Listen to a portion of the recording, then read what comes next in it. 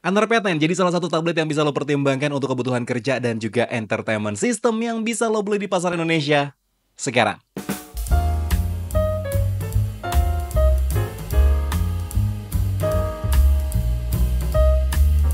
Masih barengan sama gue Dimas dan lo masih dengerin Radio Gadget, one and only Gadget Radio. Dan ya, ini adalah Underpad 9, sebuah tablet yang harganya cuma 4 jutaan aja, tapi punya build quality dan desain kayak tablet yang harganya belasan juta. Di video kali ini gue pengen ceritain pengalaman gue pakai Underpad 9 yang satu ini selama kurang lebih beberapa hari ke belakang.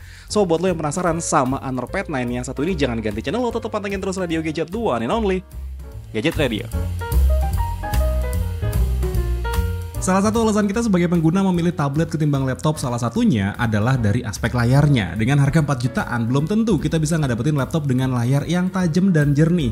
Tapi dengan harga 4 jutaan, lo bisa banget dapetin layar yang bagus dari sebuah tablet, dan gak terkecuali di Underpad 9 ini. Layar Underpad 9 ini punya ukuran yang terbilang luas buat sebuah tablet, yaitu 12,1 inci. Dan yang kerennya di sini, layarnya punya resolusi yang tinggi banget, yaitu 2.5K atau 2560 x 1600 pixel dengan 1,07 miliar warna, yang perfect banget buat kebutuhan entertainment semisal nonton YouTube dengan resolusi tinggi atau ya nikmatin konten film di aplikasi streaming kayak Netflix, karena layarnya juga sudah tersertifikasi Widefine L1.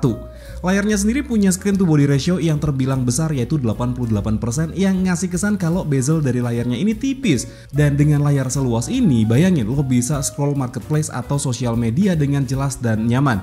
Terlebih lagi, layar dari Underpad 9 ini udah punya refresh rate yang tinggi, yaitu ada di 120Hz.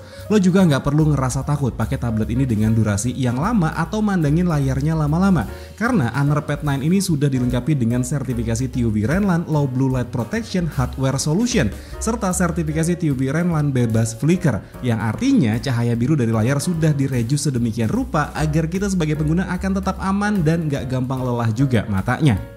Dan layarnya ini masih punya teknologi dynamic dimming yang bisa menyesuaikan cahaya layar dengan cahaya di sekitar lo dengan smooth, yang bakal berdampak pada kondisi mata biar nggak kaget saat tiba-tiba ada perubahan cahaya di layarnya. Selain itu, Underpad 9 ini punya teknologi Circadian Night Display yang akan otomatis merubah karakter warna layar menjadi lebih hangat, yang fungsinya untuk merelaksasi mata saat kita pakai tablet ini sebelum tidur untuk baca buku atau lainnya yang berdampak pada kualitas tidur kita nantinya.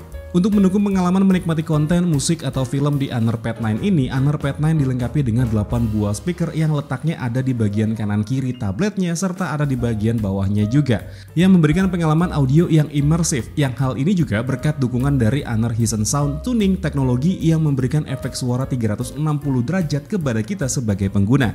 Dan selama gue pakai tablet ini untuk dengerin musik dan nonton film, suara yang dihasilkan itu berasa ngebass, crispy, dan berasa detail. Dan kualitas audionya ini juga nggak cuma enak pas dengerin konten podcast, tapi juga berasa enak untuk dengerin hampir semua genre musik berkat teknologi high-res audio yang dibawanya.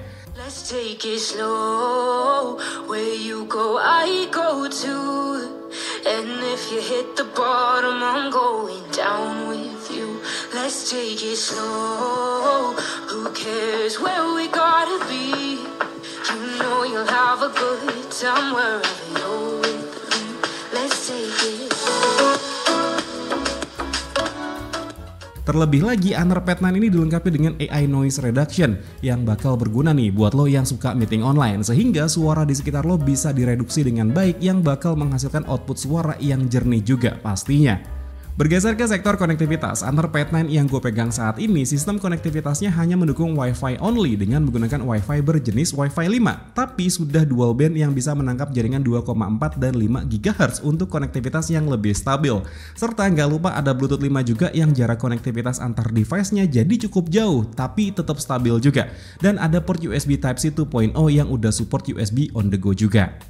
Selanjutnya yang mau gue ceritain dari Underpad 9 ini ada di bagian performanya. Tapi sebelum itu gue mau cerita sedikit tentang detail spesifikasi yang dibawa di Underpad 9 ini. Underpad 9 ini dibekali prosesor besutan Snapdragon, yaitu Snapdragon 6 Gen 1 yang punya 8 inti prosesor yang terbagi menjadi 2 cluster, yaitu 2x2,1 GHz Cortex A78 dan 4x1,8 GHz Cortex A55 untuk efisiensi dayanya.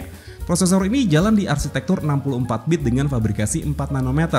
Prosesor tersebut ditemani RAM berjenis LPDDR4X sebesar 8GB yang bisa lo expand 8GB lagi, serta internal storage yang terbilang cukup luas yaitu 256GB berjenis UFS dengan speed baca yang mencapai 1700-an MB dan speed tulisnya mencapai 1600-an MB dengan skor pengujian internal storage sebesar 91 ribuan poin. Dengan konfigurasi yang diberikan, Honor Pad 9 ini berhasil mendapatkan skor Antutu sebesar 468 ribuan poin dan ini sangat-sangat cukup untuk mendukung aktivitas produktivitas harian, gaming, dan editing tipis-tipis. Oh ya, hampir lupa kalau prosesor ini juga dilengkapi dengan GPU Adreno 710 dengan peningkatan hingga 35% yang bakal ningkatin performa display dari Honor Pad 9 itu sendiri. Nah, performa gamingnya sendiri menurut gue termasuk yang cukup aja, bukan yang powerful banget tapi terbilang masih enak buat sarana hiburan habis kerja. Untuk main game ringan sekelas Subway Surf, layarnya terbilang sangat-sangat responsif buat geser kanan kiri atas bawah. Untuk Mobile Legends sendiri yang satu ini juga masih tergolong nyaman ya. Settingan default yang dikasih itu ada di frame rate tinggi dengan grafis tinggi, tapi bisa lo mentokin sampai ke frame rate tinggi dengan grafis ultra. Untuk mode HD-nya itu sudah otomatis nyala dan garis tepi itu juga bisa lo nyalain. Pengalaman main gamenya sendiri secara grafis dan pengendalian karakter menurut gue juga masih tergolong enak. Tapi yang berasa kurang nyaman itu karena tablet ini emang ukurannya besar buat dipakai dua tangan buat main game kayak gini, jadi berasa agak pegel aja. Kalau mau main game dengan durasi yang agak lama, saran gue mending lo main game emulator aja dan maininnya pakai gamepad biar lebih seru. Sebenarnya selain untuk entertainment system dan main game, tablet ini lebih ditujukan untuk produktivitas. Itu kenapa tablet ini hadir dengan keyboard case kayak gini. Selain itu, tablet ini juga support sama Honor Choice Pencil yang pasti akan berguna buat lo yang hobi gambar atau desain. Tapi di sini gue mau nunjukin gimana sih pengalaman kerja di Honor Pad 9 ini. Jadi keyboard yang dibawanya ini dia menggunakan konektivitas Bluetooth dan dia punya baterai dan tombol power sendiri. Sistem penggunaannya juga simple, tinggal pasang tabletnya, dia akan pairing otomatis karena satu ekosistem dan lo langsung bisa pakai tablet ini buat ngetik. Jujur feel ngetik di tablet ini rasanya udah berasa kayak laptop cuman minus di touchpadnya aja. Tapi overall karena ini adalah sebuah tablet jadinya navigasi paling cepat ya pasti dengan menggunakan touchscreen-nya ini. Oh ya, berhubung Bluetooth-nya juga menggunakan multi koneksi, jadi lo bisa juga kok menghubungkan tablet ini ke mouse Bluetooth biar aktivitas kerja lo makin nyaman lagi. Nah, salah satu alasan kenapa kita bisa nyaman menggunakan tablet buat kerja itu adalah adanya dukungan aplikasi dan lo gak usah khawatir di mana harus cari aplikasi di Honor Pad 9 ini karena Honor Pad 9 ini menggunakan sistem operasi Android dengan dukungan Google. Jadi segala macam aplikasi yang lo butuhin di sebuah perangkat Android itu bisa dijalankan di tablet yang satu ini. Mau cari aplikasi ya tinggal buka aja Play Store. Jadi nggak usah bingung cari toko aplikasi pihak ketiga. Sedangkan untuk editing, gue sendiri di sini cukup terbantu ya, khususnya untuk editing ringan di CapCut yang ternyata bisa berjalan dengan cukup lancar. Di sini gue ngedit video-video pendek dengan durasi kurang lebih 1-2 menit dengan footage 1080p di render ke 1080p lagi 30 fps bisa selesai dalam kurun waktu 1,5 sampai 2 menitan aja. Berhubung ini adalah sebuah tablet, kadang ada aja kan orang yang pengen kerja dengan buka lebih dari satu aplikasi. Nah, Honor Pad 9 ini juga mendukung yang namanya multi-window dan app extender. Intinya dengan fitur ini lo bisa buka lebih dari satu aplikasi tanpa harus tutup aplikasi lainnya. Contoh, lo bikin script dengan tetap bisa nyetel YouTube atau sambil streaming film. Atau ya sesimpel lo bales chat tanpa harus stop atau pause video yang lagi lo putar. Honor Pad 9 ini juga dilengkapi dengan intelligent feature yang namanya adalah Honor Connect.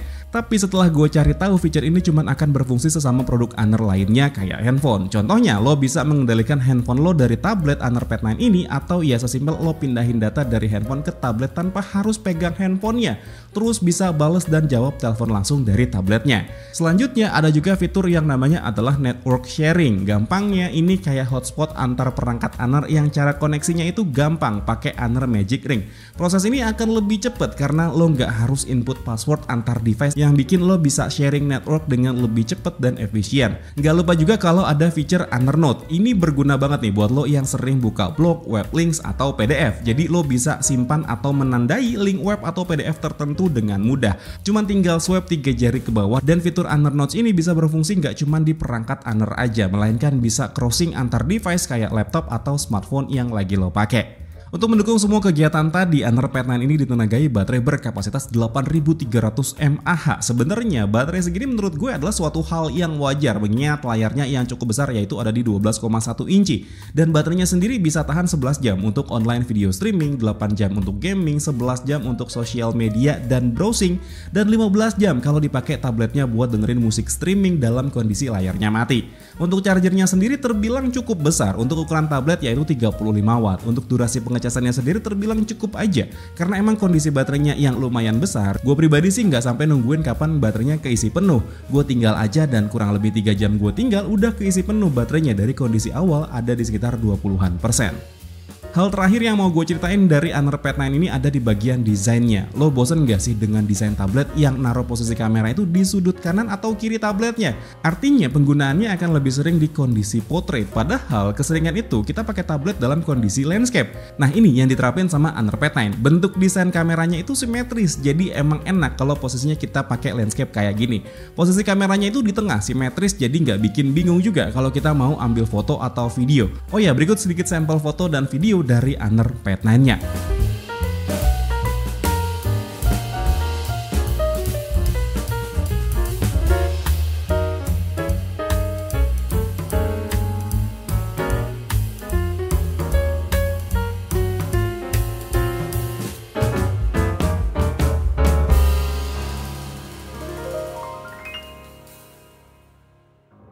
Oke, teman-teman yang lo lihat ini sekarang adalah sampel kamera depan dari Honor Pad 9, sebuah tablet dari Honor yang memang dikhususkan untuk kebutuhan entertainment system dan juga produktivitas, kayak contohnya ya meeting online kayak gini. Jadi ya kalau misalkan seandainya kondisi sinyal di rumah lo atau di daerah lo itu sinyalnya bagus, kemungkinan besar hasil videonya yang ditransmisikan akan seperti ini.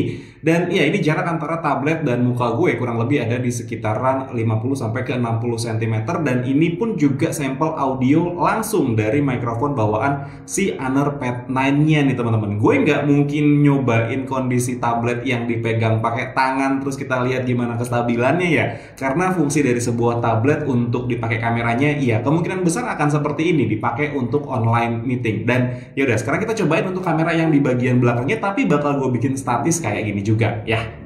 Oke teman-teman, yang lo lihat sekarang ini adalah sampel kamera belakang dari Honor Pad 9-nya. Jadi Honor Pad 9 ini dia bisa melakukan perekaman video baik depan dan juga kamera belakang itu dengan resolusi maksimal ada di 1080p 30 fps. Ya memang gue tidak pegang tablet ini pakai tangan untuk dibawa jalan ya teman-teman, karena akan jarang sekali orang melakukan hal itu. Jadi kemungkinan besar kamera dari tablet itu ya fungsinya dipakai untuk online meeting ya, baik kamera depan dan juga kamera belakang. Jadi lo bisa tuker-tuker kamera seperti itu ya. Mau menunjukkan ekspresi muka lo ya tinggal pakai kamera depan, mau nunjukin apa yang ada di belakang tablet ya pakai aja kamera yang di bagian belakangnya. Tapi dengan sadar gue bisa bilang kalau tablet ini kamera belakangnya emang lebih baik dibandingkan kamera depannya. Tapi ya menurut gue suatu hal yang wajar kalau kualitas kamera belakang itu emang akan lebih baik dibandingkan kamera depannya. Tapi yang jelas seperti ini, kalau misalkan seandainya lo mau pakai tabletnya untuk kebutuhan meeting online, atau misalkan mau bikin video vlogging yang modelnya statis seperti ini di dalam ruangan aja, itu bisa banget dipakai ya. Jarak antara tablet dan muka gue lagi-lagi ini masih sama sekitar 50-60 cm, dan ini merupakan sampel audio dari ataupun juga sampel mikrofon dari si Honor Pad 9-nya. Dan ya udah, yuk sekarang kita lanjutin lagi ya. Kesimpulan gue buat Honor Pad 9 ini dengan harganya yang cuma 4 jutaan aja, menurut gue bisa banget kok tablet ini dipakai buat mendukung produktivitas dan kebutuhan entertainment lo sehari-hari. At least buat lo yang mungkin gak mau bawa device yang berat, karena bobot tablet ini cuma setengah kiloan aja. Tapi tetap bisa kok menghadirkan performa komputasi yang mumpuni untuk sekedar produktivitas ringan kayak tanda tangan digital, revisi dokumen, atau bahkan ngedit ringan.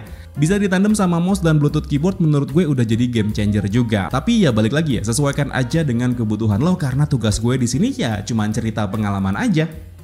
Nah jadi gitu ya teman-teman, Honor Pad 9, sebuah tablet dari Honor yang harganya cuma 4 jutaan aja, tapi bisa ngasih experience penggunaan yang menurut gue udah oke banget. Tapi gue juga pengen tahu pendapat lo mengenai Honor Pad 9 yang satu ini. Tulis aja di kolom komentar di bawah, nanti kita diskusi. Dan mungkin segini dulu aja cerita gue mengenai Honor Pad 9. Kalau misalkan emang lo suka sama ceritanya, boleh di like dan di subscribe channel gue. Tapi kalau misalkan emang gak suka, boleh di dislike aja. Akhir kata gue Dimas undur diri, sampai ketemu lagi di siaran-siaran berikutnya. Assalamualaikum warahmatullahi wabarakatuh. Dadah.